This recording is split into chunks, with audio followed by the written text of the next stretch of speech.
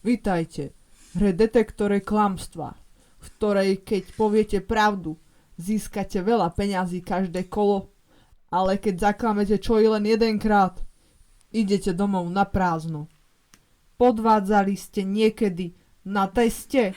Áno.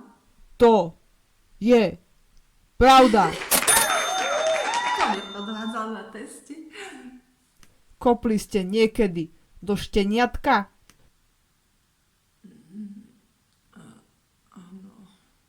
To je pravda. Vy ste si nekúpili nikdy? Podviedli ste svojho manžela so susedom?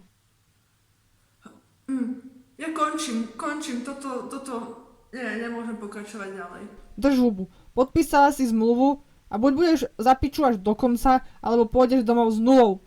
Ale každý už vieme, že svojho muža podvádzaš, pretože si neodpovedala a kopeš aj šteniatka. Áno.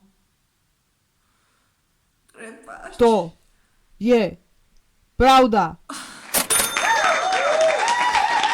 Čo sú to za otázky?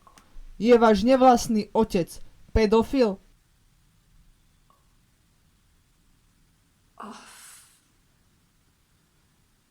To je pravda.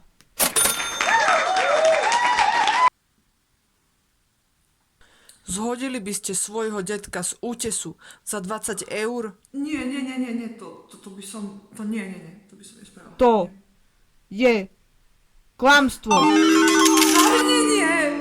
Odchádzaš domov s holou riťou a s pokazenými vzťahmi. To boli Gratulujeme.